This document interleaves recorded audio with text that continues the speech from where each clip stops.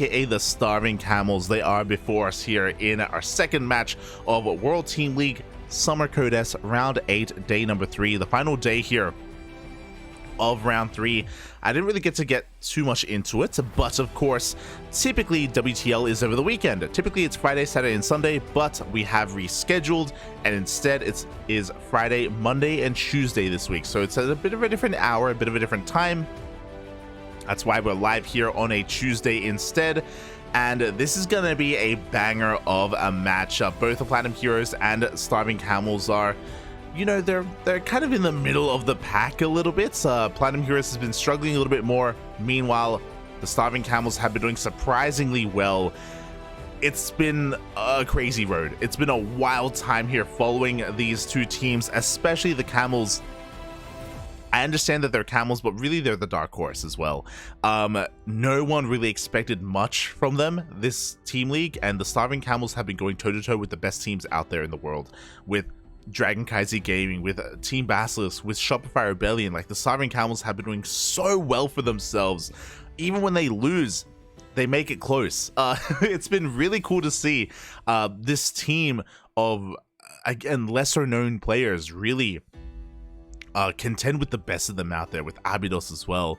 It's been so beautiful to see them flourish here in this season of WTL, and currently the Starving Camels are placed 6th out of 12 teams, and Platinum Heroes are 10th. So Platinum Heroes, they have a little bit of climbing to do.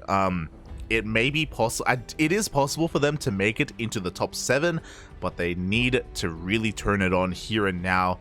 And every single week I'm like, okay, so Starving Camels, they're coming in as the underdog, you know, their opponents are the favorites, but now I don't know if I can say that anymore. I don't know if I can really believe that anymore. I do think that this is going to be a really close matchup overall, and I'm really excited. I'm really excited to see what the Camels have in store for us, and what Platinum Heroes have in store for us as well. If you saw, Platinum Heroes are going to be fielding their Protoss lineup once again. It is going to be ShaDoWn, DNS, and Goblin.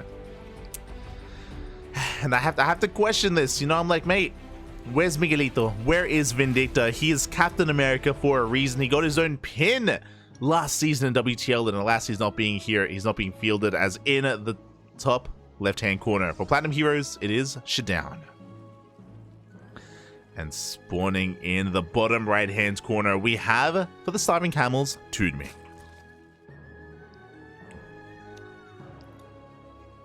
Here we go. Shout out to the lovely cameras on full display here as well.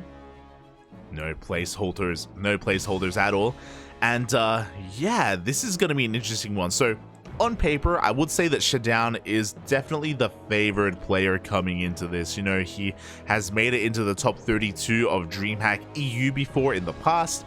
He is definitely I think more of an underrated Protoss player in the European region, but a very powerful one nonetheless. And I do think that he's going to be looking to get into a more standard game. TooDming, though, is more aggressive. Typically, he's the aggressor.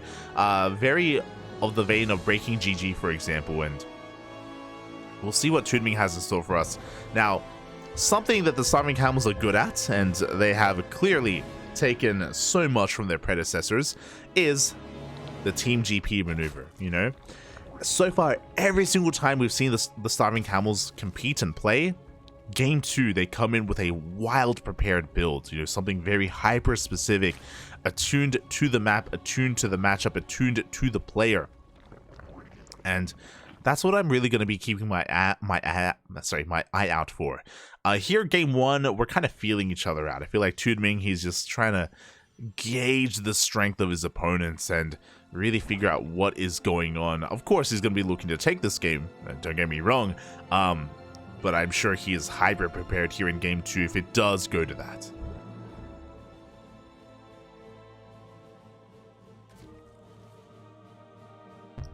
Until then, we're just going to be chilling. Hatch gas pool here from TooDming, nothing too crazy. And this is the other thing that TooDming and the other Starving Camel players should be doing, is that in game 1, they're just showing standard play. They're just showing like everything is normal, like nothing is crazy. They're just a standard player, just playing meta, and there's no reason for you to think otherwise.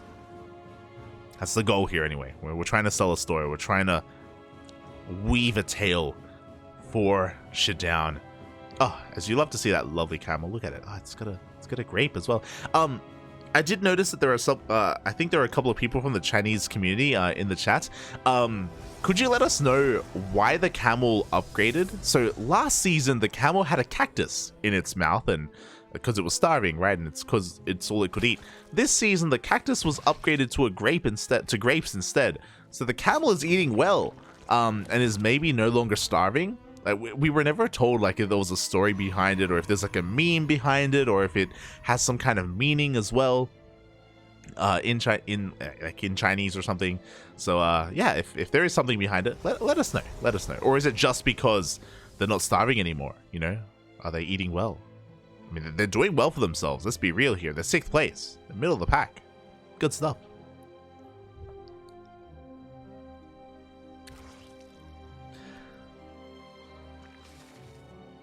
Did the too soon, Roundbags, too soon. Feels camel, man. Feels camel. Ay. CranKy Ducklings logo missing. Oh, maybe next time. Maybe next time. Smooge, Bobby, smooge.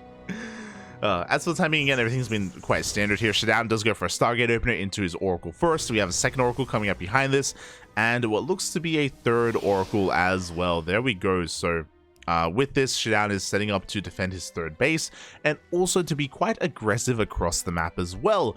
With 2 Oracles, you do have one-shot potential. You can one-shot drones specifically, so it's going to be that much more paramount that these Queens are in position that they're going to be able to focus down these Oracles, and for the time being, they do shoo them away.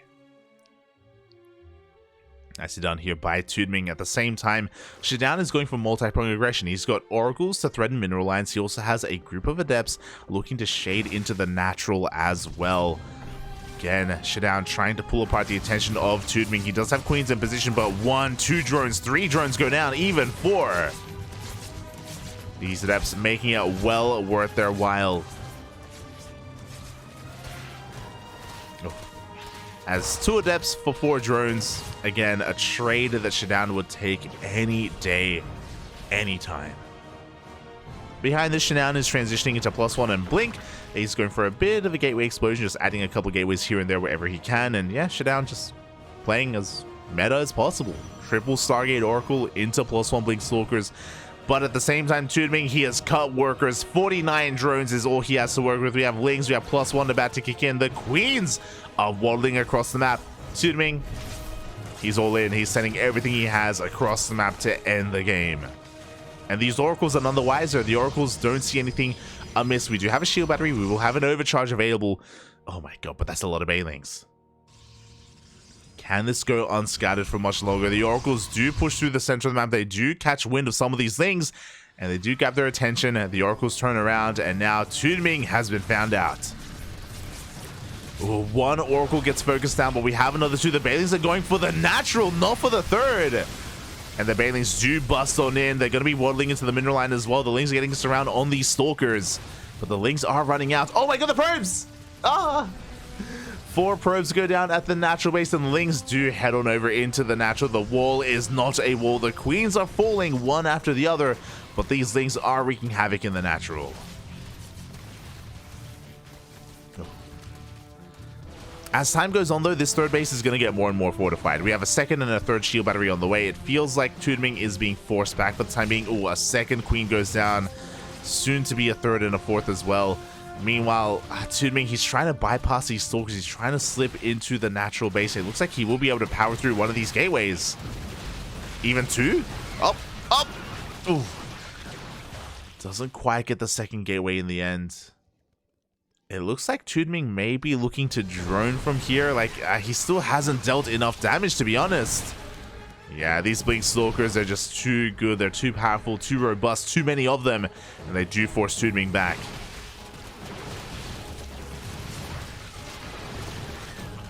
We do see the Lings trying to keep these Stalkers tied up, but as the Lings go down, these Queens are exposed. The Banelings are trying to waddle into the mineral line, but they get... There's a full wall off. They're all going to go down. I loved the initial intent here of the all-in from TooDming, but alas, he just wasn't able to snowball out of control. He did not have enough Lings. Didn't have enough on the ground. He hasn't droned, bear that in mind. He's still making nothing but Lings right now. Oof. And +1 melee is kicking in for TooDming, but as the game goes on, ShaDoWn, he still has a solid worker count. Is going to be bleeding out some of these stalkers, but he shouldn't be losing too much here. 2, 3 stalkers go down, but yeah, TooDming is running out of steam. He's got +2 melee on the way. He still isn't droning because there is no transition from this point. Pure Link Queen.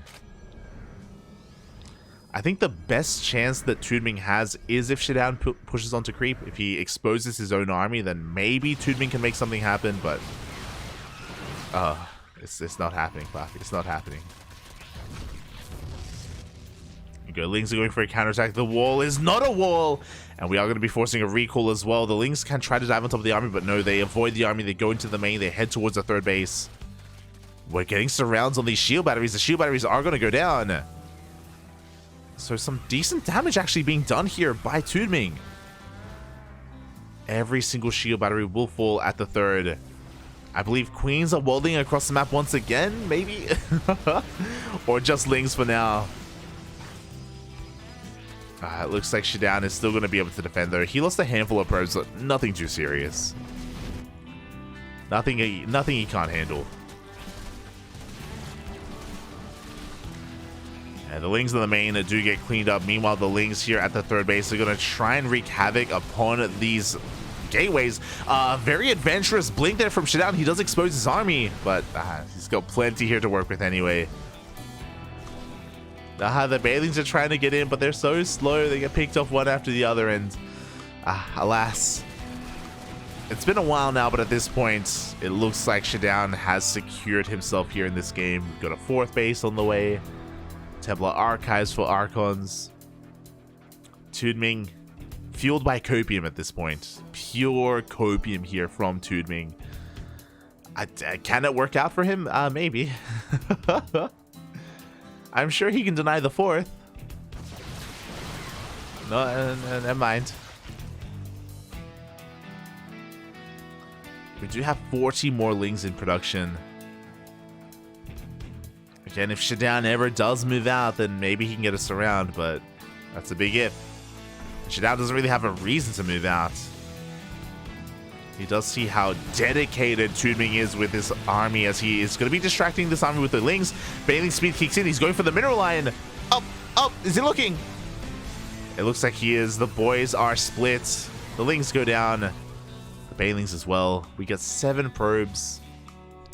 What is 7 probes in the face of 70? As ShaDoWn is fully saturated here on his 3 bases, on his soon-to-be 4 bases.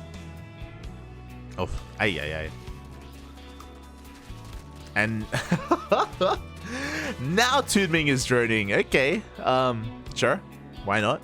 The drones are now upon us. TooDming is attempting to macro out of this, but the reality is that when you invest this much into Ling Bane for 10 minutes, it's just, yeah, you just don't really have a path into the mid game. You don't have any roaches, you don't have any higher tech, no hive, no hydrogen. We have a hydrogen on the way now, but there are no upgrades, there are no evo chambers. We don't really have the gas income, the drone count. It's such a difficult task here for TooDming to pull himself back into this game. It's not impossible, but very unlikely. It's like, yeah.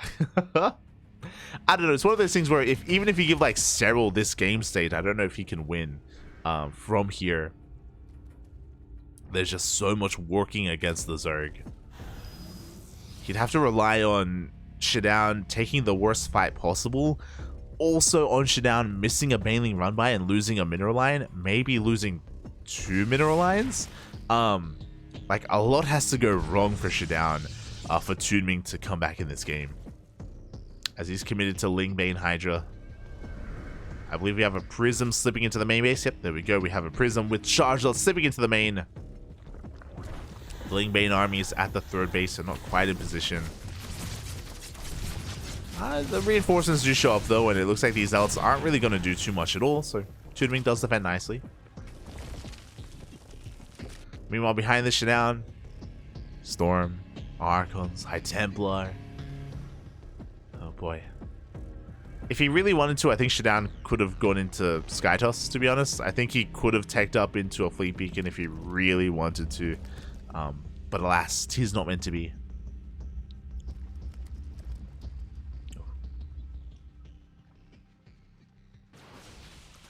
And yeah, from here, this push is... as I bring up Skytoss, there it is. We have a Fleet Beacon and a second Stargate on the way. So ShaDoWn, he knows what he can get away with. He knows that there's no reason not to take up into Skytoss right now. Like, he has so much freedom to do so. So that is on the way. Meanwhile, Bailings, they are looking to crash in. They do get 2 High Templar. Pretty good start here for TooDming. Does eliminate a lot of those storms, but we have a warp into the main base. We have ShaDoWn rotating over towards that third base as well. Bailings are coming in from behind. But the Stalkers blink into intercept.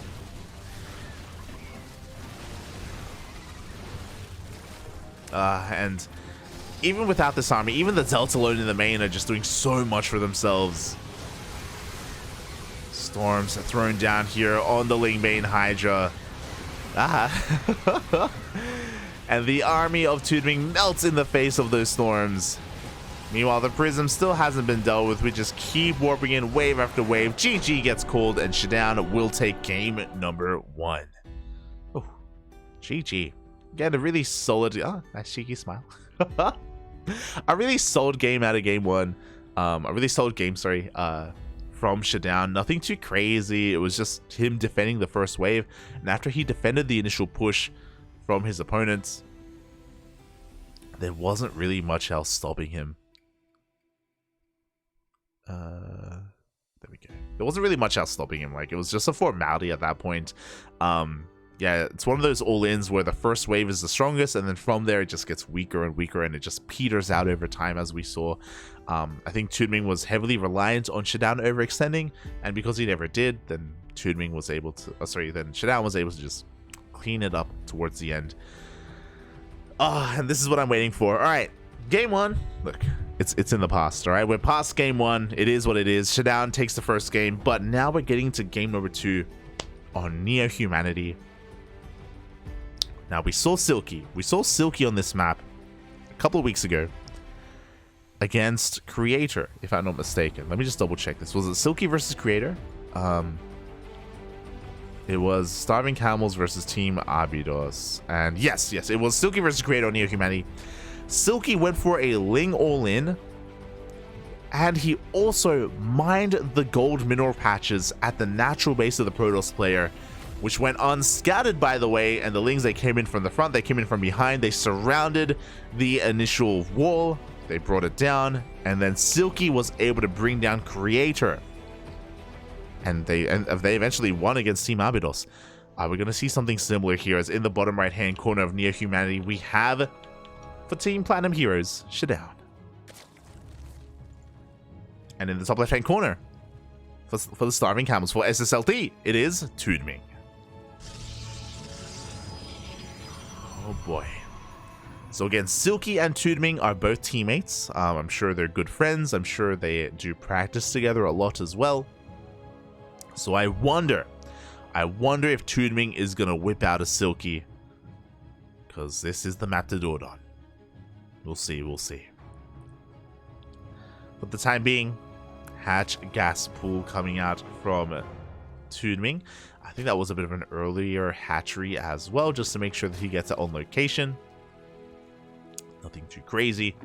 Meanwhile, ShaDoWn is just scouting to make sure that everything is on the up and up. But again, it's about the follow-up from here. It's about whether we invest into additional gas after Ling speed. It's about whether we send drones across the map. And there are other things. You don't just have to go for Ling all-ins. We also saw Silky on this map go for Dropper Lords. Who, I think that was last week. Let's have a look here. It was Silky versus Mana. Yes, Silky versus Mana on Neo-Humanity. Silky went for Dropper Lords into the main base. So we went for a very fast lair to make that happen.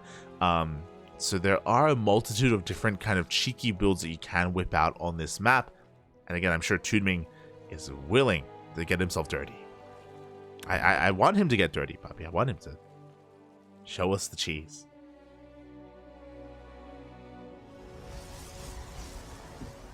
Now, I'm sure ShaDoWn has been studying his opponents and studying the starving camels leading into this series, and I hope that he's aware of the potential here for either drop play or ling or lins from his opponent, as he's going to be going for a standard Stargate opener.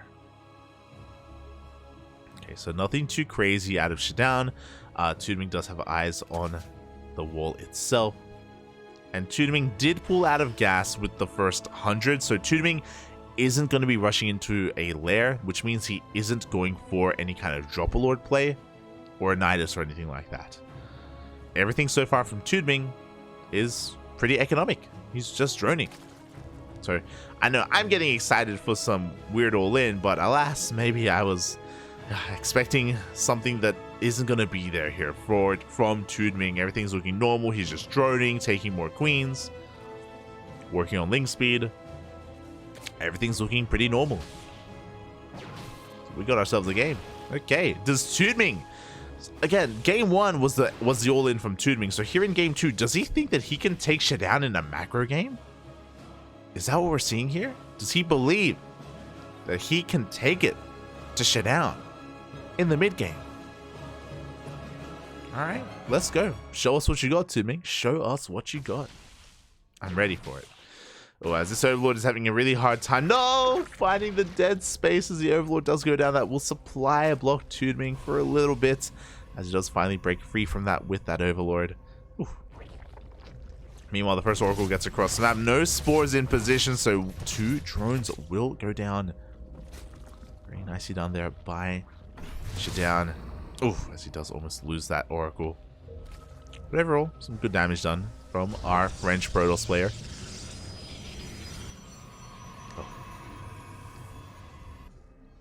And the follow-up is standard once again. Okay, so this is what we expected from ShaDoWn. Like, ShaDoWn is very by the book as a player. He's never really strayed too far from the norm, strayed too far from the meta. So for him to go triple Oracle into that Twilight Council, into +1, into Blink, it's what we expect. Oof. As these Oracles do find a couple of transferring workers, 4 drones do go down, and they all survive, and they catch more drones here at the third base as well. Oh my, this is getting out of hand. TooDming is losing too much too quickly. 6 drones fall, and every single Oracle survives. Oh boy. Behind this is not for Blink, this is for Charge instead. Bear that in mind as well. So ShaDoWn is mixing it up a little bit. Oh, let's go. Did you notice something? We already have 3 Oracles. We have a 4th Oracle on the way. And going up to 4 Oracles is very out of the norm. It is not standard at all. Oof. Maybe he did it because he knew he would lose an Oracle.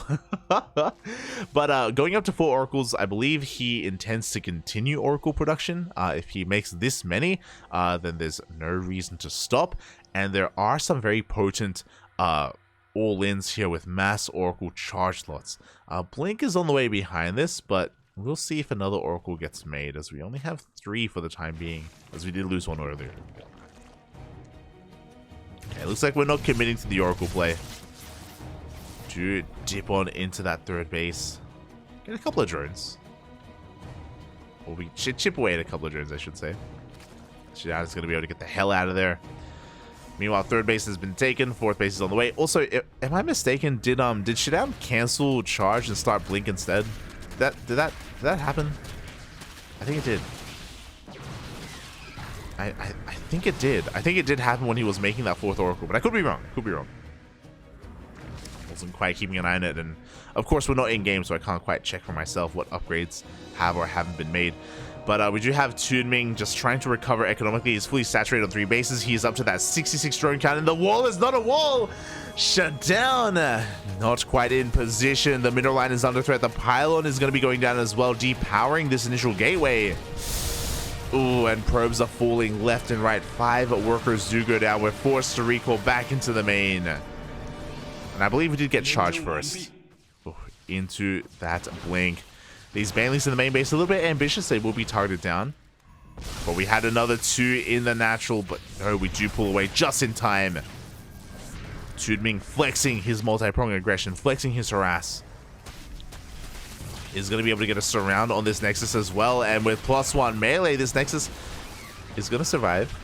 ShaDoWn does shoo the army away for the time being. And TooDming is going to be going Ling Bane Hydra, which can do very well against Blink Stalkers. Can struggle, though, against some of the splash damage. And Storm is on the horizon, so that is going to be the ideal tech of choice for ShaDoWn. Storm, it annihilates, it obliterates Lings, Banelings, and Hydras. All things light units for Zerg. So, very good read of the situation overall here from ShaDoWn. And yeah, there we go, charges on the way. So it looks like he, yeah, I was pretty sure that he cancelled charge, but I wasn't 100% certain, but it looked like he did accidentally start charge and then he kind of flexed away. he pivoted away from it, cancelled charge and started blink instead, and now charge is being restarted here.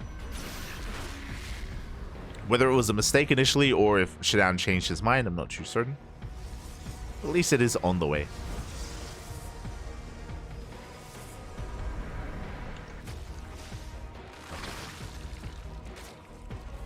With that, ShaDoWn's army is just getting more and more well-rounded. Storm is now researched. High Templar are already out. They are slowly gathering up that energy. And this next fight is going to come down to that Storm. Not going to lie, I think we have 3 High Templar remaining. Each of them will eventually have 1 Storm. Oh my, that's much more than 3, Papi. That's 5. My god. And there we go. The first Storm is right now. The second Storm as well on the Ling Bane. Stasis Trap is going to be keeping the army at bay. It looks like we have 1 Storm left. Oh, and the Ling Bane doesn't get anywhere near these mineral lines. TooDming is forced back, and he's going to be bleeding out some of these Hydras on the retreat. Hydra is such an expensive unit here for TooDming. Meanwhile, Baneling round by, only a single Baneling rolls in, but we have +2! Oh! Oh! Oh no! The transferring workers! That's so... he doesn't know what he wants! There was a lot of potential for that Baneling. 3 probes go down. For those wondering, +2 melee is done, which means that 1 Baneling, 1 shots a probe. So 1 Baneling is all you need to annihilate a mineral line. Alas, that Baneling was like a kid in a candy store. He didn't know what he wanted, and alas, only got 3 probes in the end. But here we go. We have another push. We have no Storms. We need Storms desperately. Without them, we have the Ling Bane pushing on forward, forcing its way through the Stalkers. But alas, it still wasn't enough, even without Storm. Oh, these Hydras are trading quite well for themselves, though. They do pick off a couple of these Archons and these Stalkers as well. The Lings, they come in to reinforce.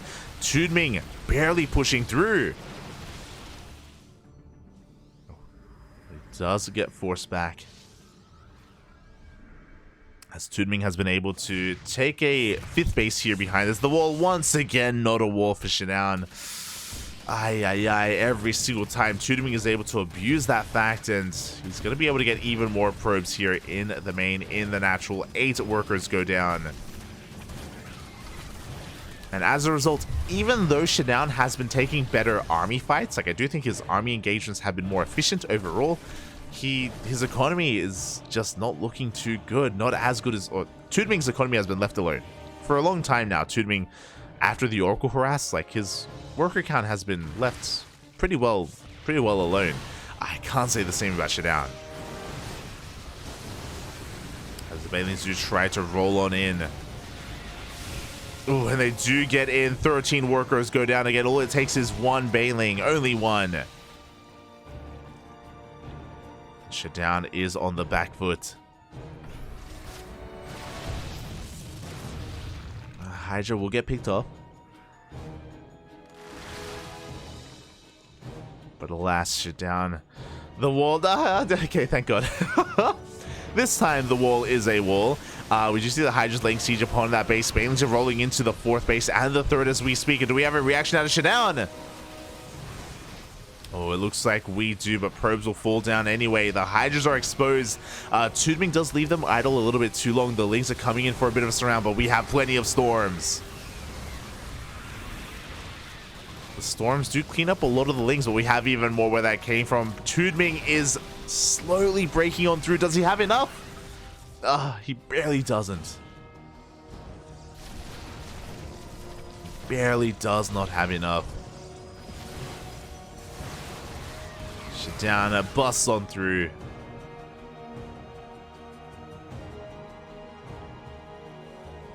And TooDming is running out of steam. Like, he doesn't have a Hive, he doesn't have 3-3, he doesn't have Adrenal Glands, he doesn't have Vipers or Ultras or anything like that, or Lurkers. It's just pure Lingbane Hydra. He intended for the game to be over by this point, and the game keeps going, and ShaDoWn is just getting further and further ahead. His defenses are becoming that much more potent as time goes on. It was kind of one and done here from TooDming.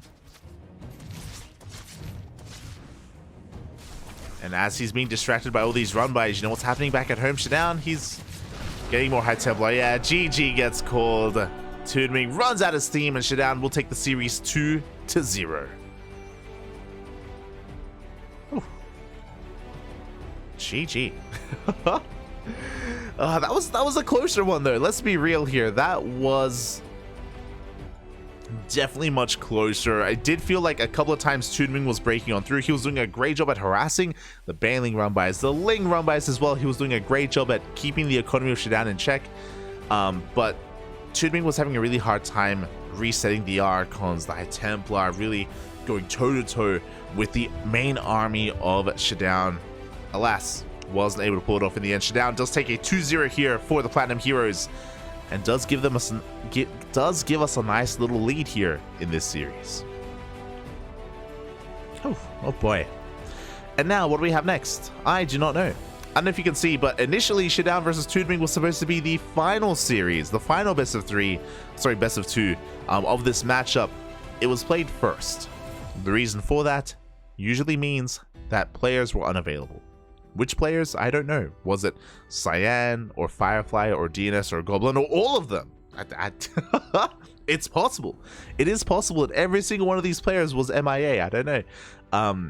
But there was an issue with some of the earlier matchups. It looks like maybe those issues have been resolved, because we are going to be getting into DNS going up against his opponent. Going up against... Let's quickly just double check.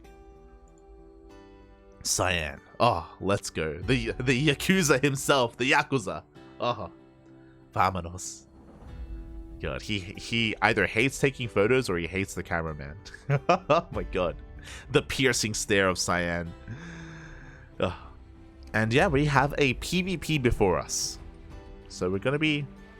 Actually, I say before us. We have nothing but PvPs left. We have DNS versus Cyan and Goblin versus Firefly. Back-to-back PvPs. These are going to be much closer. These are going to be much harder to predict. I do think that TooDming... I mentioned this earlier with breaking GG for IG.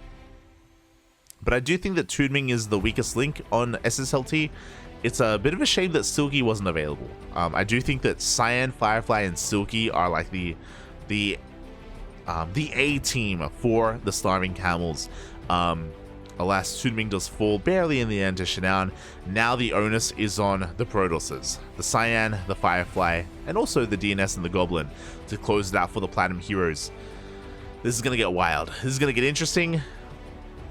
We're probably going to have one standard PvP here amongst the four of them, but I expect to be seeing a lot more chaos ensue throughout this series. Let's go. Let's go. That's all I want, Bobby. That's all I want. Give us some proxies. Give us some proxies. Let's go.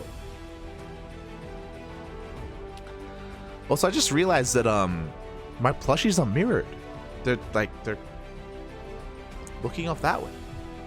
Are they always there? Are they? God, it looks... Yeah, it looks weird seeing them under me. So good, so good. As we can have a look a little bit at the stats themselves, DNS rated a B tier player. I believe they've leveled him up.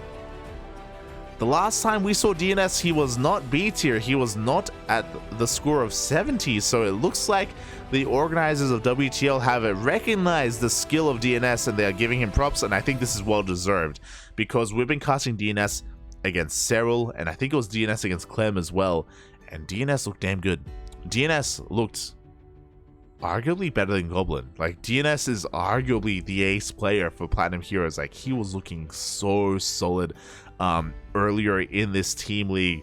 We were very impressed with what he had to show us, but here we go in the top right hand corner for Ancient Cistern for Platinum Heroes. It is DNS.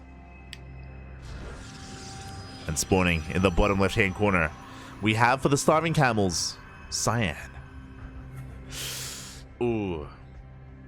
That's rough.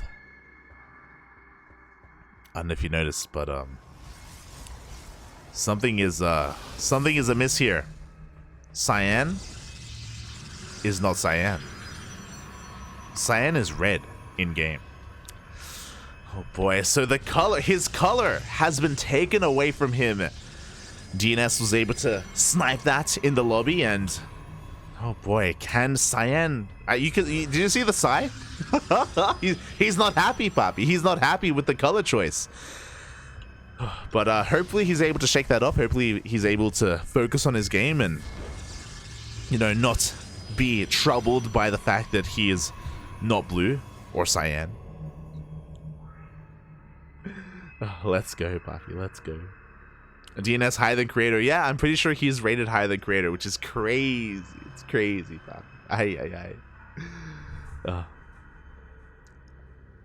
But last, here we go. Cyan scouring the edge of the map here with his probe, looking for some proxies. Likewise, DNS goes for a regular probe scout across the map to get eyes on the opener of Cyan. So Cyan is looking for proxies.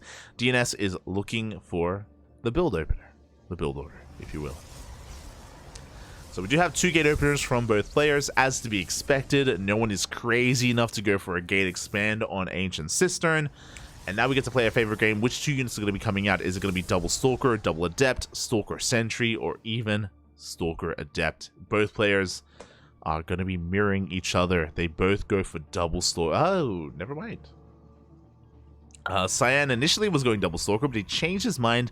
He's going to be going Stalker Sentry instead. So with this, Cyan is going to have a lot more scouting potential. The Sentry does provide energy for things like hallucinations, and you can hallucinate a unit to zoom across the map and figure out what your opponent is up to. Meanwhile, DNS opted to go for double Stalker, which is a lot more robust. Stalkers in general can hunt down and deal with Adepts. They can also go toe-to-toe with the Stalkers of your opponent, and you can apply a lot of pressure on your opponent early on. DNS did see that 1 Stalker was made, but only 1 Stalker was revealed to that pylon. So DNS, it looks like he has caught wind that he is ahead in the Stalker count, and he's looking to try and be a little bit cheeky here. Gonna try and maybe snipe a Stalker if possible. And here we go. The Stalker aggression has commenced, and it looks like, oh, in the end, I believe Cyan comes out on top. DNS is forced back. Meanwhile, DNS delays his Nexus. I'm sure you noticed. DNS did go for a Stargate opener, so he delayed his base in favor of aggression. This Oracle, the goal here is to get scouting information, but also deal some economic damage to get him ahead in this game.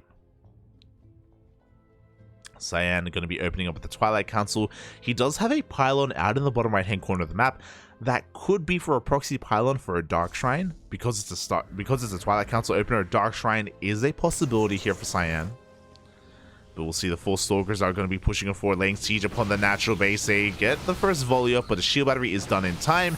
And even though, oh, solid force field here as well, but is it going to be enough? 1 Stalker will not go down.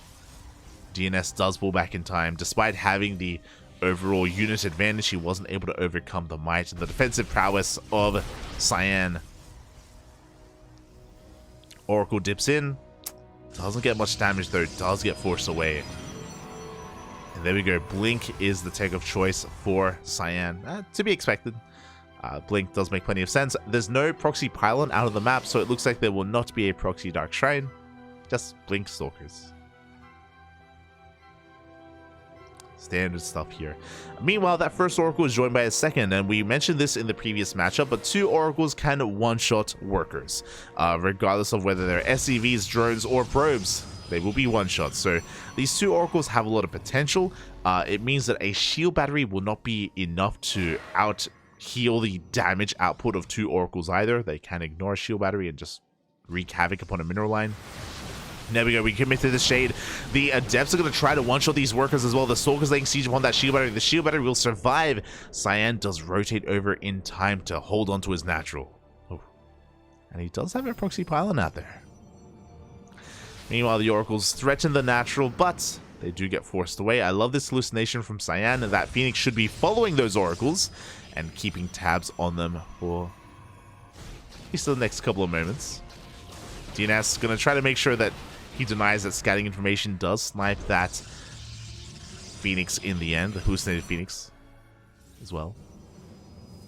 Cyan does have a proxy gateway towards the bottom right hand corner. This could just be to reinforce. It is pretty far out, but the other possibility is for some hidden tech. Oh my god. Cyan! He's hiding his all in. Oh, or is he? The Oracles, are they making a beeline for the bottom right hand corner of the map? No shot. Wow. The the game sense of DNS. Oh, he forces a cancel on the gateway as well. Cyan was going for a 6-gate all in, but because he just got scouted, he cancels the gateway. He goes for a 3rd instead. This was not the initial plan of Cyan, but he's going to be forced into it.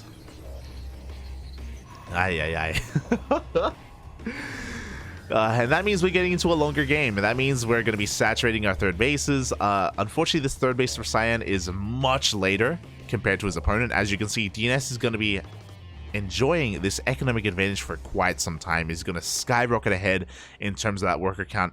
DNS is making 3 probes at a time, and Cyan is struggling to keep up. The one thing that Cyan has, because he wanted to go for an all-in, is +1. Like, +1 is about to kick in, so his army will be stronger. But he's gonna have a smaller army just because his economy is gonna be that much weaker compared to DNS. And DNS is looking to shut down that proxy gateway as well. The double oracle does dip into the main base. There's 1 stalker in position, but only 1, so we can just pick off whatever probes we want. 5 probes going down already. 6.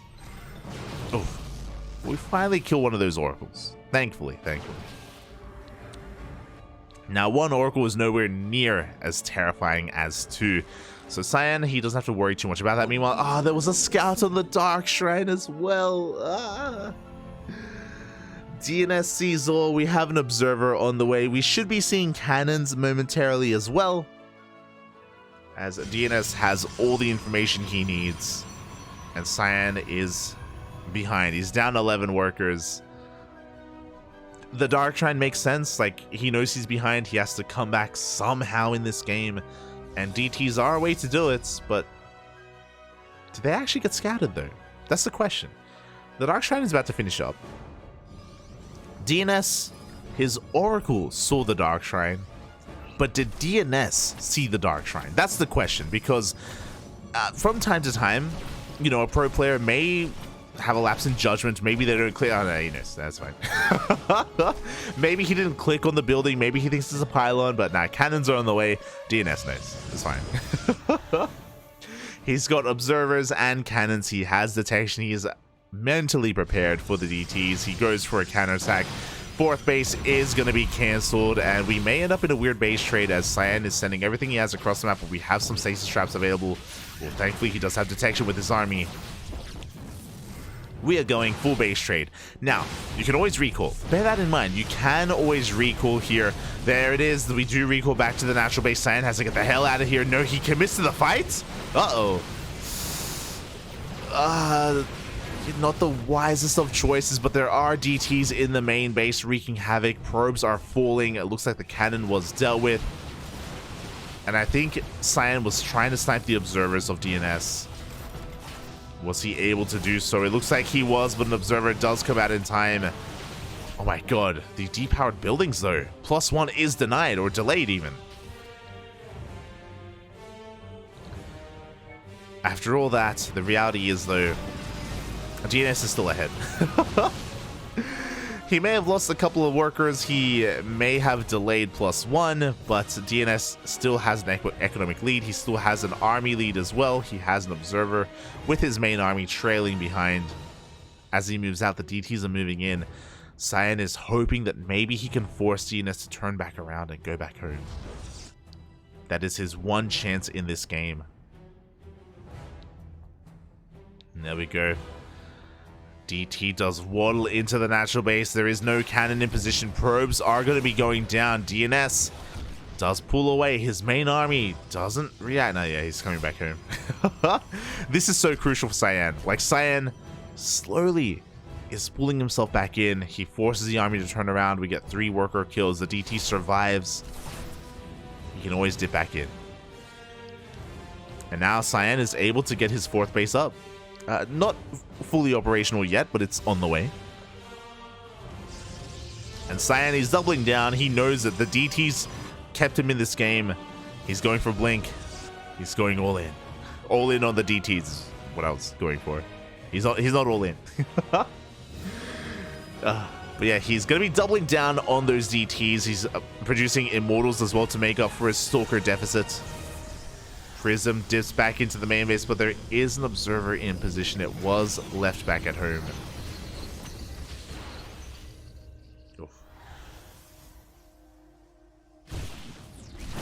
The DTs out of the map are being found out as well.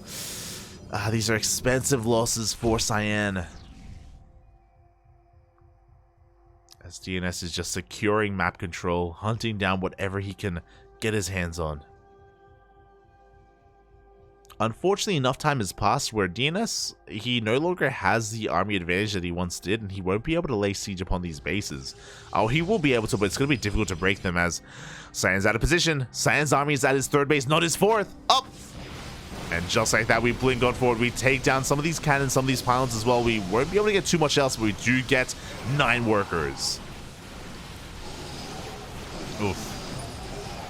9 probes do go down. The overcharge is about to run out as well. We do have a better army here for Cyan. He's up against pure Blink Stalker, so the Zealots are doing a lot of work for him. Despite Cyan being down in the army supply, he does have a higher quality army. So he will take a good fight. At the same time, DNS is trying to go for a Zealot run by, but no, we have shield batteries, we have cannons, we have a couple of Stalkers as well. Cyan, he took a really good fight there on both fronts. He is well and truly still in this game.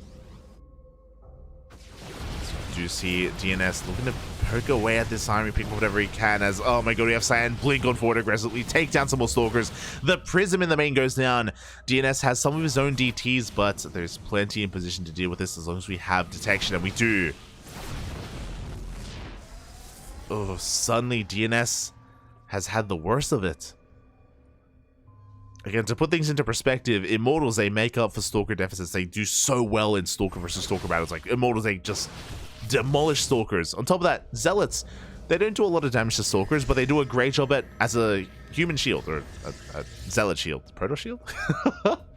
The Zealots, they tank so many Stalker shots as well. They close the distance, they do wreak a lot of havoc, and they do provide such a great supportive line for the Stalkers of Cyan. So with the power of not just his Stalkers, but the Zealots and the Immortals, he just has a better army. He's just been taking better fights.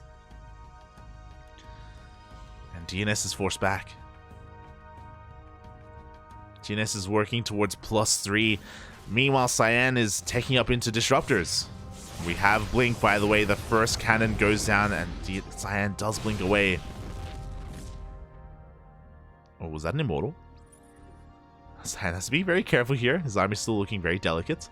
DNS is mixing in some charge lots at least, so it is going to be charge lot Stalker. But Cyan, he's taking up towards Disruptors. Disruptors is the kind of end game here for PvP. It is the ideal unit of choice against Blink Stalkers, or against a Stalker, sorry, a Protoss army other than Skytoss. And DNS is stuck with a Gateway army. Doesn't have Archons. Doesn't have Disruptors. There's a Skytoss transition either. It's just pure Blink Stalker, which can work. Don't get me wrong. It can work. As you can imagine, a pure Blink Stalker army is very versatile. It's very maneuverable. And there we go. He outpositions Cyan. He takes down a base. This is the power of a mass Blink Stalker army. You can just blink and just be at anywhere at any moment, and a base does fall. Oh, not just a base, but 10 workers as well. Even though I would argue that Cyan would win in a head-to-head fight, DNS doesn't have to take a fight. He can just blink back and get the hell out of there. And he may be poking the bear. ZZTs are wreaking havoc in the mineral line. They're getting on top of the army as well. Cyan is not slowing down. He wants to keep pushing. He wants to try to punish DNS for killing his Nexus. But can he pull that off? Looks like he's being forced back once again. He can't quite break through. Disruptors are on the way. Meanwhile, DNS going for another DT run by of his own.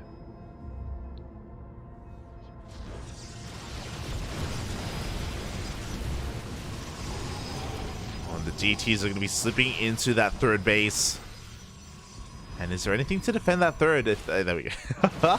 Yeah, we got cannons, we got shield batters. DTs, they get cleaned up. It's all good. They didn't really do too much there, and the disruptors have now hit the field. And DNS hasn't seen this yet. I don't believe he has spotted those disruptors. He doesn't know how terrifying the army of Cyan is becoming, as he's making 2 disruptors at a time. DNS committed to the Pure Blink Stalker. We've got +1 shields on the way.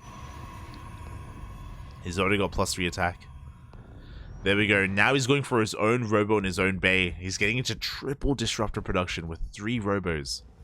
That's the goal anyway for DNS, but he needs time. The problem is that Cyan's already there. Like Cyan, he's already teched up to this. He's already maxed out. He has a better army once again. He's pushing on forward. And it's now the turn of DNS to be out of position. The base is under threat. Novas are going to be going off as well, zoning away those Blink Stalkers. And yeah, DNS just has to give this base up. There's no way for him to deal with this. But no, there's a bit of a counterattack, and he's pulling the army of Cyan apart. The Immortals are exposed. Oh, Cyan, he left a little bit too much. Both Immortals will go down. And the Nexus survives. Cyan just not splitting up his army well enough. We have a recall here to protect the right-hand side of the map as well. Cyan, he needs to make something happen. He has to finish off that base. And there we go. It looks like he should. Yeah, the base was barely kept alive, and he will at least get the Nexus, but it did cost him a lot of Immortals. 2 Immortals. Meanwhile, DNS does spot the army. He ignores it. He's going for his own counterattack as well. Do we have a recall available for Cyan? Because he needs to, I'll be honest. DNS has a little bit too much here in position. He's breaking on through the defenses of Cyan, and this base is under threat. Cyan needs a little bit more time to rotate over.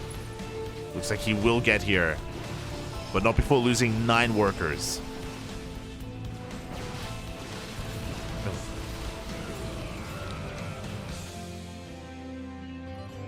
And Cyan is just having a hard time keeping up. And as DNS has just been dancing with him, as he's been poking, prodding, rotating back and forth, north and south, DNS is now making 3 disruptors at a time. He's getting into his own disruptor tech. He now has a competitive army with that of Cyan. But Cyan is one step ahead. Always one step ahead. Never goes up! Oh, Jesus. He's always one step ahead. And what do I mean by that? If you look at the production tab, we have a fleet beacon on the way. Cyan is going for the late game PvP composition, and that is going to be Sky Toss. Oh my god, but are we even going to get there as a Nova goes off and it connects with the disruptors of DNS? He loses all 3 of them. Not like this. DNS, you have to handle your balls with care. Oh, and he takes 2 Novas to the face, 3 Novas to the face. Where 4? Where are the blinks, Papi?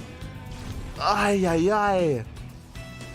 DNS losing far too much in one fight. Almost every single Nova connected there. Just DNS a little bit stunned. Was not able to react in time. As a result, his army is that much less threatening. He's looking to try and push up into this base, but no, there are disruptors waiting for him. At the same time, the center nexus for DNS is going to be going down. We have far too much here, and DNS is out of position. The base will fall. +1 air attack is on the way. We should be seeing carriers. As amazing as disruptors are, disruptors, they don't shoot up. And carriers, they can shoot down. Ay, ay, ay. We can see DNS trying to look for a way in. We haven't started any SkyToss units yet.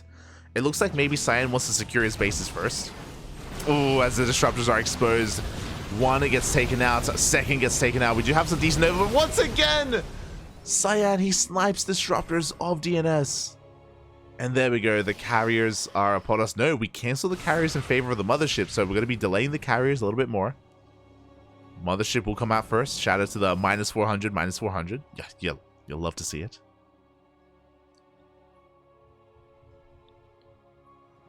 Oh, meanwhile, Cyan, it's going to be his turn to be caught out. Ooh. He does zone away DNS. Novas being sent out from both sides. None quite connecting yet. I'm still waiting for Cyan to lose a chunk of supply and then start carriers. He hasn't gotten there yet, and if he avoids that a little bit longer, I'm going to be feeling a little bit concerned for him. Just because, you know, DNS still has a chance with all these disruptors. Anything is still possible here. We have seen DNS take some Novas to the face, but in the next fight, suddenly, you know, it could be Cyan who is unable to blink in time, gets scored out of position, and he himself is the one to take Novas in the face. It is possible. All comes down to their attention at the time. As we do have the armies about to clash. Here towards the north, Cyan going to be pushing DNS away. Once again, denies the center base. Meanwhile, there we go. The first carrier is on the way.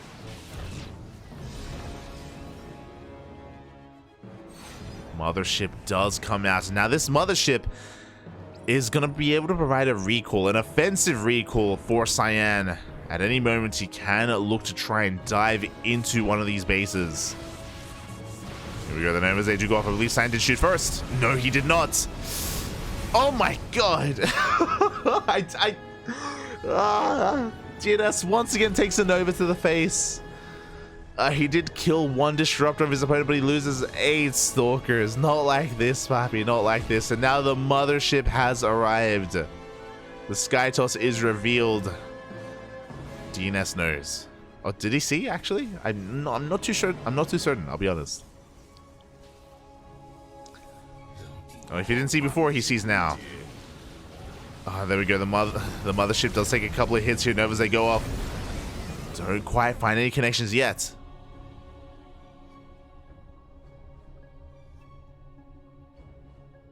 Oh, as Cyan is going to be rotating around towards the northern portion of the map.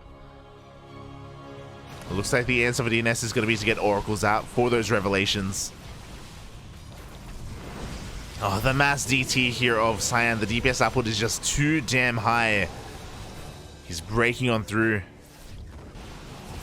Meanwhile, still looking for an opening with those disruptors. Yeah, it looks like the cannons are being targeted down, and it looks like the DTs will be cleaned up just in time. Really cheeky stuff out of Cyan. Cyan was focusing down the observers and the cannons so that the DTs could continue to deal damage, but alas, the cannons did finish up. DNS holds onto his base. Uh-oh. Oh, that's a lot of Novas. That's a lot of Novas that are now on cooldown. Cyan, a little bit trigger happy. He does miss his opportunity, and now suddenly DNS is getting on top of this base. He's getting on top of the production. But we have flanking DTs. A massive Nova will go off on the army of Cyan, but the DTs are coming from behind. They blink on forward. Novas are going to be going off, and they do find some connections, but every single disruptor goes down. Oh, DNS overextending heavily there. 10 disruptors fall. And that is maybe a little bit too much to lose in one fight. Cyan pushes on forward. Looks like the Mothership is going to be taking some more hits here. Disruptors are left exposed. DNS trading well with what he has. Never gets popped. Cyan does get pushed back. Cyan himself with, yeah, just overextending a little bit, just being a little bit overzealous in that counterattack. Oh, but more carriers are arriving. Another disruptor will go down. But you can see that Cyan is just trying to force his way in towards this Nexus. Oh, the disruptors! Oh! Oh, and here we go. A great snipe on another disruptor of Cyan. He loses the Mothership. He may be losing that much more. I don't think Cyan has enough. He does not. He loses his stalkers. He'll be losing his carriers as well. These are such expensive losses for Cyan. DNS is still in this. That's the downside of transitioning into Sky Toss, is that if you lose the fight, it's so difficult to rebuild from there. Those carriers in the mothership were so expensive. They take so long to build. The lower tech army of DNS does fare better here. He gets into the mineral line as well. Oof. Massive Nova to the face. And it looks like DNS has done it with the death of the carriers or the death of the mothership. Cyan just cannot remax. He cannot rebuild. I can't believe it. DNS was down and out. He took such a bad fight earlier. He lost 10 disruptors earlier. 10 disruptors. But apparently it did not matter. Not in the end. What mattered was the Blink Stalkers, but was the focus fire, the positioning, the overconfidence of Cyan. And now DNS has double the supply of his opponent. And there's no disruptors left. Cyan, he stopped disruptor production. He stopped making disruptors in favor of carriers. And when you're dealing with a Stalker army, a ground army like this, you just can't afford to do that. You still needed those supportive units. You still needed that splash damage. And there it is. The bases are being broken.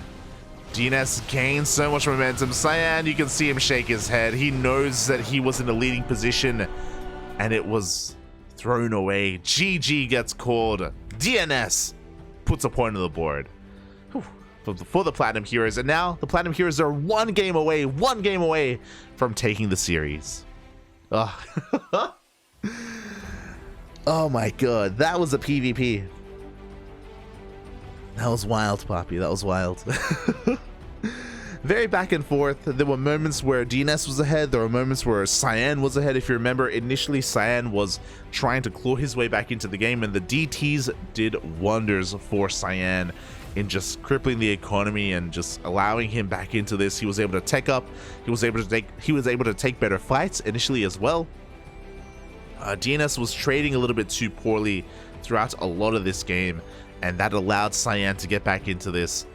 But it all came down to that one big overextension from both players. You know, initially DNS lost a massive chunk of his army. He created a ripple effect where Cyan counterattacked, and Cyan, upon losing his carriers, upon losing his mothership, that was it. You know, that was game. Oh, GG. And also taking some Novas to the face and losing his own disruptors. Like there's a lot that happened. There's a lot that came into play there in those final moments, in that final big fight. Oh. GG, well played. And now it's going to be Cyan's map of choice. It is going to be Dragon Scales. Whew. Let's go. I'm catching up in the chat. Shout out to Papa Panda. Of course, you know, a longtime friend here of the channel, and also a member of the Platinum Heroes, so a little bit biased, but it's okay. We can all be biased here in the chat. It's fine. cheering for his boys, as he's the papa of the Platinum Heroes. I was a PvP. Let's go, Poppy. Let's go. Exactly. Shout out to Revolver. Is that? Okay, never mind. I was like, is that the pro player Revolver? I think it is. It is. Oh my god. Welcome. And spawning in the bottom right hand corner. Oh, the bottom right hand corner of Dragon Scales, we do have DNS. And in the top left, for the Starving Camels, it is Cyan.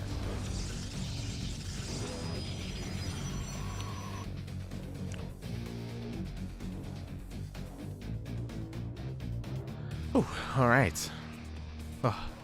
Now, after an intense game one, we need to come into this with cool minds, with cool heads. We need to calm down. And dive back into this once again. Oh.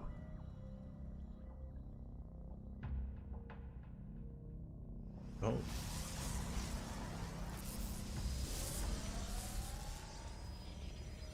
As we are getting into this game. So far, we do have a gate expand set up here from Cyan. Likewise, the same can be said for DNS as well. You do love to see it. So, yeah, gonna be economic openers all around. Cyan was able to actually get his expansion up and running. Meanwhile, his opponent has been delayed here with this pylon block. So, I believe I believe DNS is going to be forced to, throw down some tech initially as we get into this. Sorry, I'm a little bit distracted. I'm a little bit distracted, Poppy.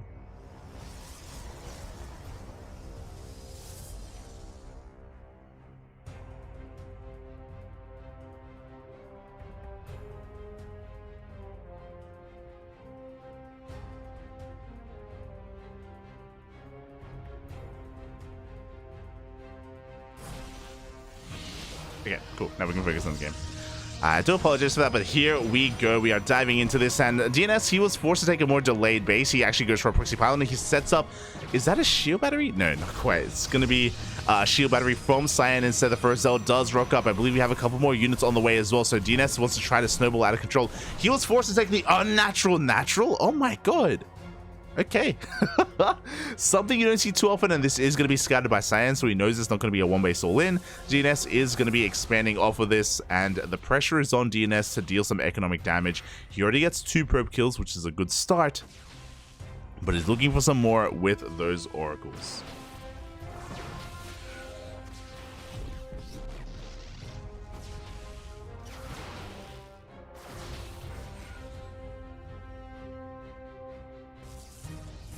He is looking for some more. As the first oracle is zooming across the map as we speak. The pylon's still struggling to be dealt with, but I guess because we took the unnatural natural, we're not really too concerned with that for the time being. And we'll see what he can get done, as Stalkers were already in position.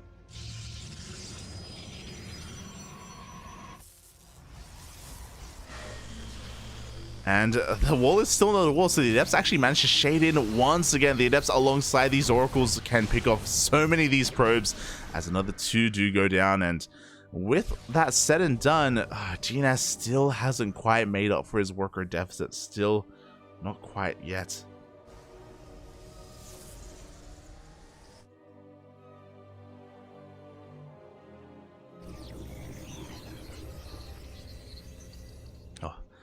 And yeah, I think DNS is fully aware of that as well. So if ever going to see try again, we have oracles being sent out. We have a dark shrine on the way as well. Just hyper aggression from DNS to try and somehow do critical damage here to Cyan. There we go. The 2 oracles do dive into the main base. They can one-shot probes. 2 probes do fall, but only 2 for the time being.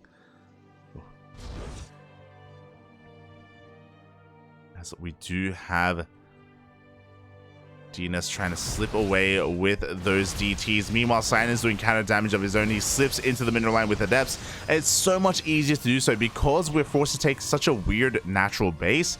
There's no natural ramp. Like there's no easy way to wall off and defend against something like this. Ay.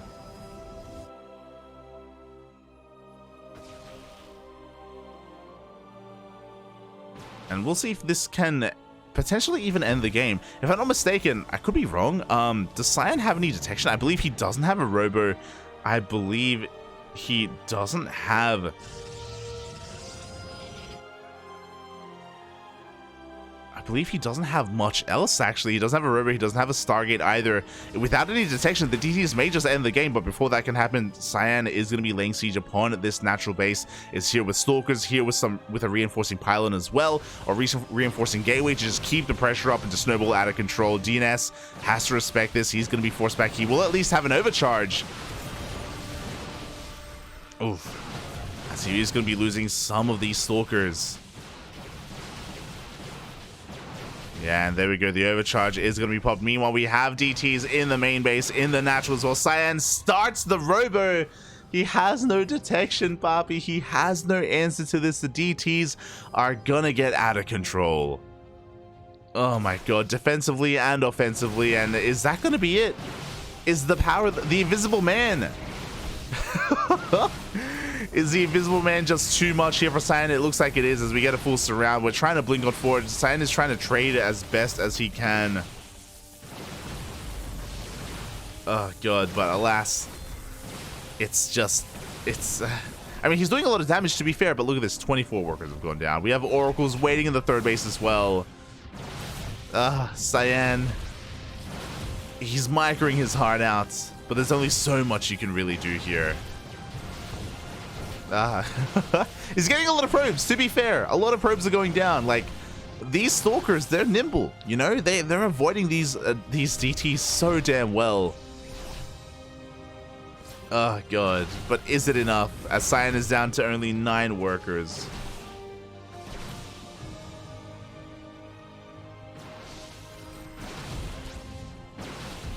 He's still getting a lot of damage done, though. This is getting really weird. The DTs are, come back, let me give you a hug. The DTs are doing what they can to keep up, but we have a couple of defensive Stalkers, and with this, we're going to be able to pick off the low health Stalkers of Cyan.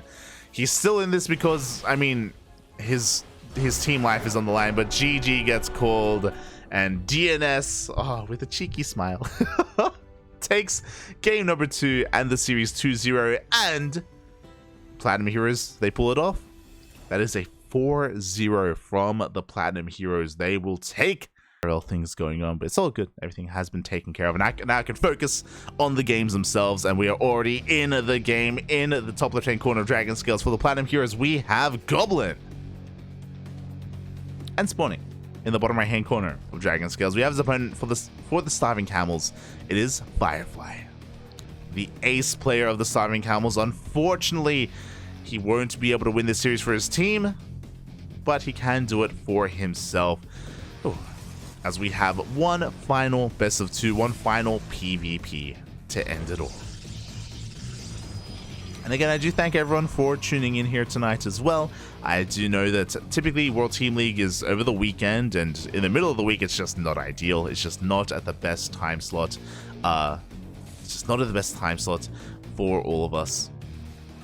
You know, people, they gotta work, they gotta sleep, you know, all this good stuff. But yeah, thank you for those that are able to tune in here today. Hope you all had a great time so far. Hope you've been enjoying the broadcast, and oh boy, hope we're able to bear witness to this all together as well. How will this end? It does look like Firefly is a little bit disappointed.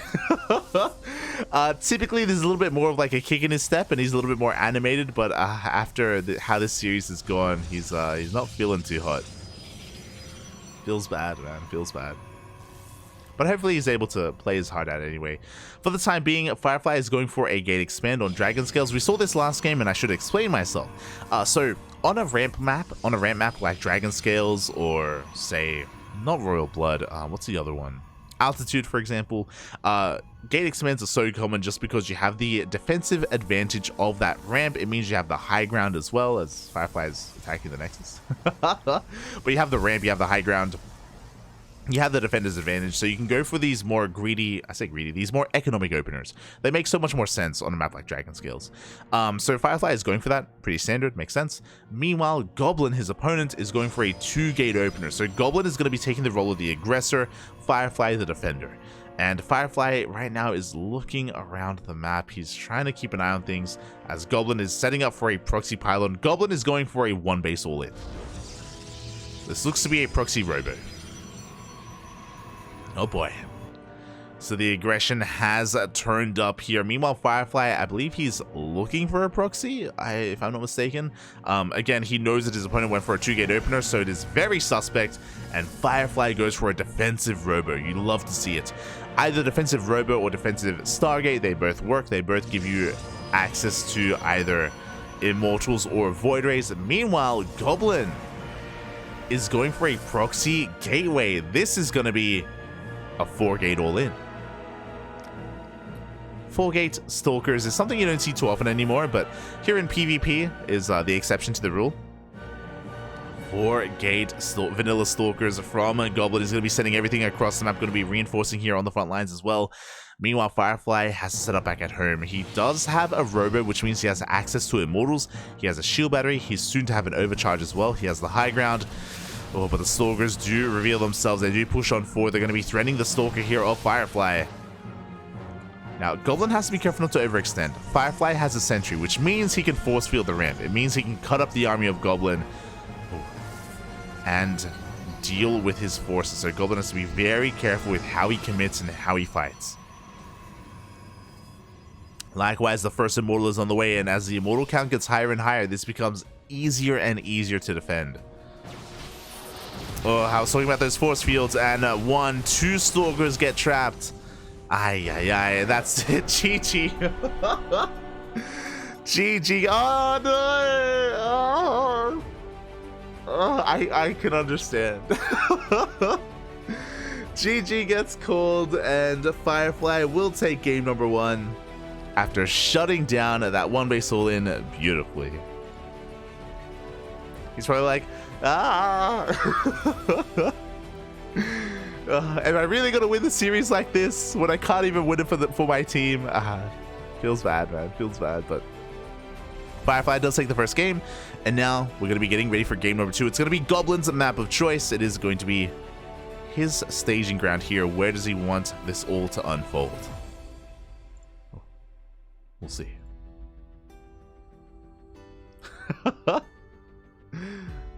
WTL equals wonderful sleepies, or greater than wonderful sleepies. Oh, okay, I see. Firefly single-handedly knocked us out last season from the qualifiers 7-0. This goes beyond points. We want revenge, papi. Yeah, that was back with the when the all-kill format was in the qualifiers. That was brutal. That was brutal. The Camels can take it to Basilisk, to DKZ, yet Platinum Heroes take him down like this. Crazy, papi, crazy. I mentioned this earlier as well, though. But here we go. We're now going to be getting into our next game, and spawning in the top left-hand corner of Grass Farm for Platinum Heroes, it is Goblin. And in the bottom right, for the Starving Camels, we have Firefly. Oh boy. Game 2, the final game of this Team League match. How will this all end? Oh boy, supposedly the ace players for both teams are fielded here before us. And Firefly immediately goes across the map with his probe. He wants to keep an eye on what Goblin is up to. Make sure that nothing is going awry. Nothing is on the, or everything is on the up and up. And yeah, he's going to be keeping an eye on the 2-gate opener here of his opponent. Is going to be keeping an eye on the second pylon as well. As there we go, the second pylon is thrown down in the main base, and I'm sure Firefly is satisfied with that. Is now aware that he doesn't have to worry too much about any kind of early proxies. As Goblin likewise moves out with his own probe a little bit later after his initial gateways, and is going to get a comfortable scout as well of his opponents. And so far, gentleman's agreement, everything is looking normal. 2-gate openers all around. You love to see it.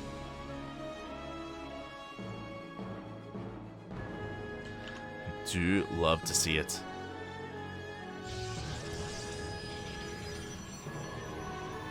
So from here,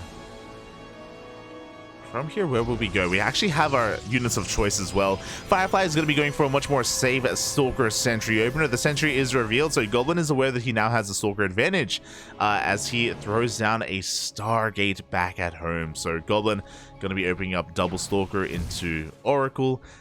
He's going to be looking to be quite aggressive here. Meanwhile, Firefly is still looking to throw down either another form of tech. He does start 2 more Stalkers. Uh-oh. Okay, no, we're good. I was like, is he going to throw down a proxy pylon? He has a probe out there, but no, he does get the Nexus in the end. Oh, a little bit later, but he does get it nonetheless. His probe just chilling out there. Hallucination moving out. Should be getting eyes on the Stargate. And once he does see the Stargate, he should be getting ready in his main base and is natural to receive any kind of aggression from his opponents.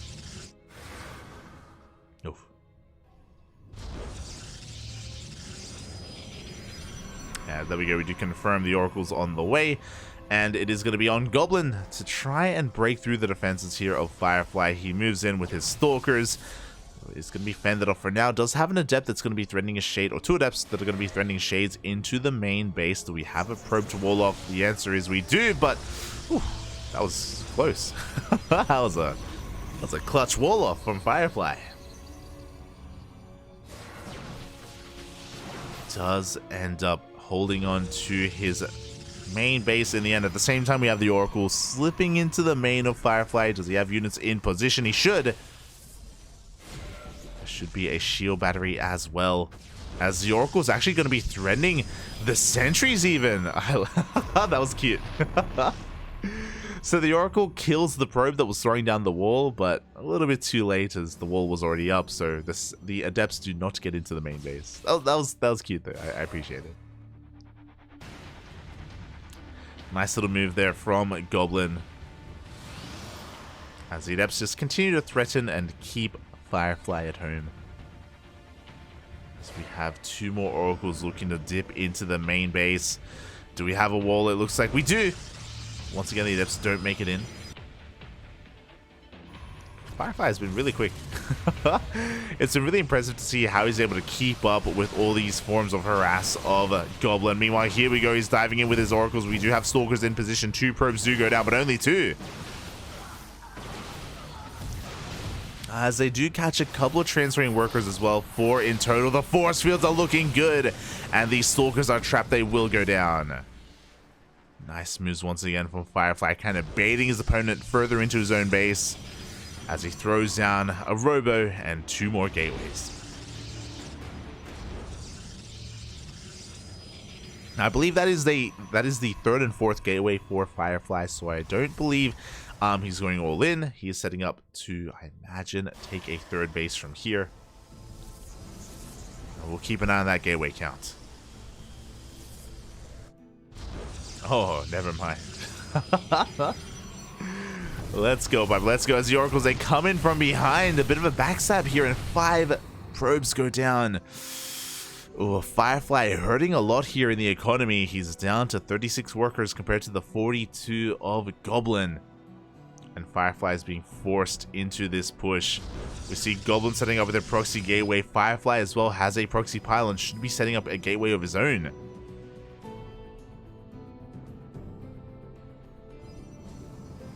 Firefly is a player that's just being forced to move out across the map. He did start a Robo as well, but I don't think he's done much with it. With the help of the Guardian Shield, it looks like Firefly can push on forward. He is taking a 3rd base behind this. Is not committing to a proxy gateway like his opponents. So that means Firefly is just looking to contain Goblin here while he's able to get his expansion up and running and recover his probe deficit. Meanwhile, Goblin, still on 2 bases, is going to be looking to try and overpower Firefly here. He can reinforce across the map. He can warp in a couple of Adepts as well to try to get into a mineral line. Ooh.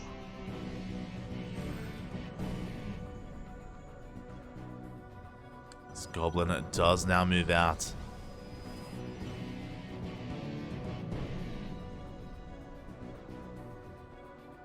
And yeah, it looks like he's going to be pretty committed with this. We still don't see a 3rd base from Goblin. To be fair, I don't think he's seen the 3rd of Firefly quite yet, so he doesn't really know, or he may not be aware of the current game state, as the Oracles are tied up.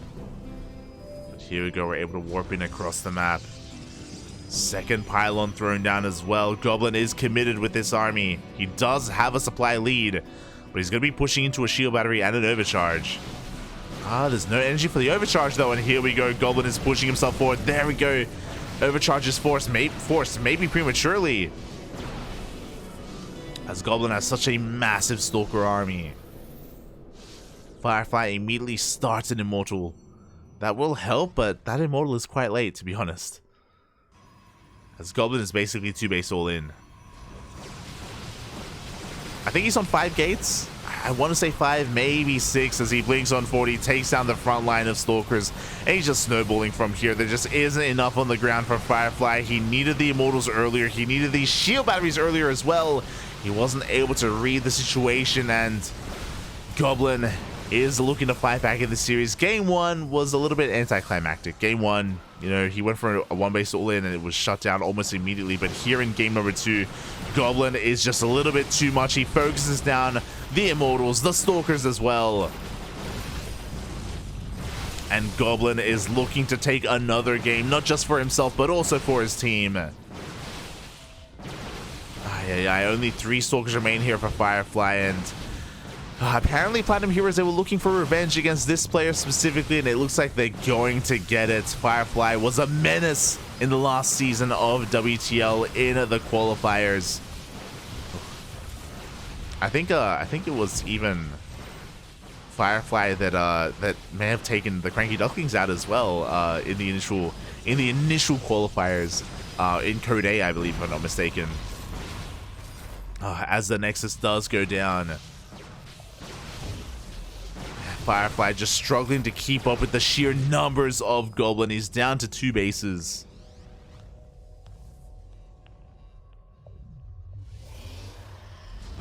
And sure, we have more Immortals coming up, but now they're getting caught out one after the other. Ay. As Firefly loses worker after worker. He's going to be staying in this. He's going to be trying to recover here. But he's down in workers. He's up in bases, I guess. Like, if he can survive long enough, he can eventually overtake his opponent, but I don't know if I can really see that happening here. As once again we do blink on forward, we do have it overcharged, but the shield battery gets focused down, and once again we just have too many stalkers available here for Goblin. Even with the boys being pulled, even with the prism and the shield batteries, it's just not going to be enough. GG gets called, and Goblin takes game number 2, tying it up 1-1 here against Firefly and securing the victory here for the Platinum Heroes. I mean, they were already going to win anyway, but now they get an even better score. And really, that's what matters. GG. Well played. Congratulations to Goblin for getting his revenge, or getting Platinum Heroes revenge, and my condolences to Firefly. I mean, he put a point on the board, you know, he did it for his team. He is the ace player for a reason, but alas, unfortunately, Cyan and TooDming were not able to do the same. Cyan had a really close game. Cyan versus DNS was on a knife's edge. Like, that was such a wild PvP, and that really could have gone either way. TooDming versus ShaDoWn was a little bit more one-sided. We saw TooDming go for his all-ins, and ShaDoWn was able to really deal with them quite handedly, to be honest. ShaDoWn having a more dominant showing over his opponents, and in the end, Platinum Heroes, they do manage to squeeze it out in the end. Congratulations. GG. Oh. They win harder. They do. Oh my god. As with that, we have wrapped up round number 3. We have wrapped up round 3 of WTL. It is in the books, and we only have 3 weeks left. 3 weeks remaining of World Team League before we wrap up and head over to the playoff bracket. So yeah, we are almost done, and we're going to quickly have a look at the standings as well. After round 3, we do have the Starving Camels at number 6, Onside number 1, Basilisk number 2, Liquid number 3, followed by DKZ, Abydos, and the Starving Camels. Berserker Esports finally put a point on the board, and they're now taking 11th place. Invictus Gaming struggling at the bottom of the standings there with 0 wins under their belt. Oh boy. And we are fighting for that top 7. And suddenly, Platinum Heroes, they still have a chance. They have a chance at breaking on in. They are tied up with Shopify Rebellion, which is pretty surprising, to be honest. Pretty damn surprising. Damn. Oh. And with that, thank you everyone for tuning in. Thank you so much. This was the first time that I was handling everything on my own today. I was handling the production and the casting. I didn't have a co-caster, so it was a little bit stressful. Not gonna lie, a little bit stressful, a little bit concerning, but we made it all the way to the end of the broadcast. We're alive. Thank you. I'm starving. It's 1 a.m., 1:20 a.m. I don't think there's anything open. Is there any food to order? I don't know, Papi. I don't know. Smooch, Papi, smooch. I'll figure it out, but with that, thanks everyone for watching. Thanks everyone for tuning in. Our next broadcast is going to be in a couple of days. As hold on. Hold on. Look, it's WTL. I'm looking for something, Papi. I'm looking for something.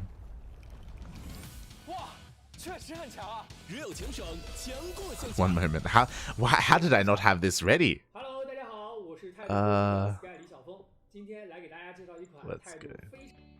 Yeah. Put it on loop.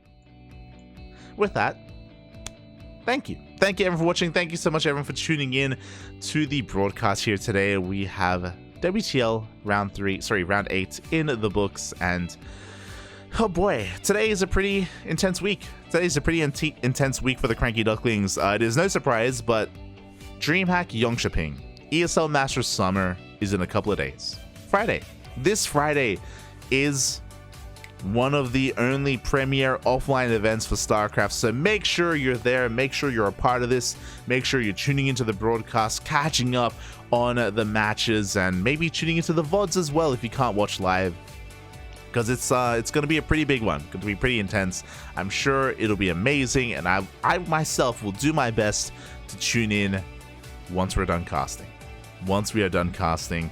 I said this yesterday, but here on the CranKy Ducklings, we are going to be casting some of DreamHack Yongshipping, not a lot of it. I mentioned it before, we have been a part of the DreamHack B streams in the past. Last year for DreamHack Valencia and DreamHack Atlanta, we have been the B stream for a lot of different regions. This year, because of all the scaling back that ESL have done, or have had, and Blizzard have done, and StarCraft has had, we weren't, unfortunately, I don't think this year we're going to be a part of any of the B streams. It's a little bit unfortunate, but, you know, at least we had our time, we had our moments in 2020 and 2021 and 2022. You know, 3 years of handling that for ESL has been amazing for us. Alas, don't think that's going to be happening this year, not anymore. But we will be a community stream for the open bracket, so there is going to be an open sign-up bracket for DreamHack Yongshipping Friday morning is where we're going to be live here, going to be casting that, and I'm sure there are going to be a lot of interesting players in that open bracket. I don't know who, of course, I don't know who's going to be there, but there have been a lot of murmurings in the scene as to the quality of players coming in from Korea, from Europe, from North America. Everyone who didn't get seeded into the event itself is going to be in that open bracket, so it's going to be intense, and we're going to be casting it here on the CranKy Ducklings. So Friday, we'll be there. After that, we get to watch the rest of the show. I'll be doing my best to stay up, ruin my sleep schedule, and watch DreamHack Yongshipping. It's at an awful time if you're in Australia. God, I think it starts at like 8 p.m. and it ends at 8 a.m. So 12 hours of StarCraft, and it's gonna ruin me. But but we actually don't have any casting over the weekend outside of DreamHack. Everything else is on hiatus for the main event, so we get some time to ourselves, and I haven't stayed up and watched a StarCraft event in a long time. I'm usually casting. We're usually busy doing other things, so it's going to be exciting to be a part of the crowd again and to, you know, watch and behold DreamHack with everyone else.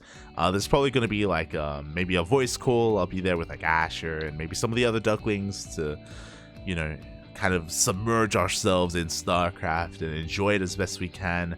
We can order some pizza, you know, we can I'm looking forward to it. It's been a while.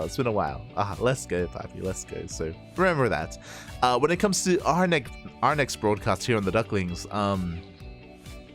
maybe tomorrow, or no, actually Thursday night we're going to be casting the Universe Titan Cup show match. I believe I'm going to be casting that at around midnight, so we will have a show match in a couple of days just before DreamHack. So we still have a little bit more going on here on the channel, and we'll do our best to bring that to you live as best we can. I was also thinking about doing a replay cast tomorrow. I have Yaku available, but I think I may just enjoy some time off in preparation for DreamHack. Maybe we can just chill. Maybe we can just ladder on stream and try and have a good time. Maybe play some Diablo. I think I messaged Asher earlier. Diablo tomorrow. So yeah, hope everyone enjoyed themselves. Hope everyone had a great time. Prepare yourselves for the weekend. You know, get some snacks, get some drinks, get some caffeine if you need it, and it's gonna be a long one. Friday, Saturday, and Sunday, 3 long days of premier offline StarCraft. Oh, let's go, let's go. It's gonna be beautiful. Aussie right here.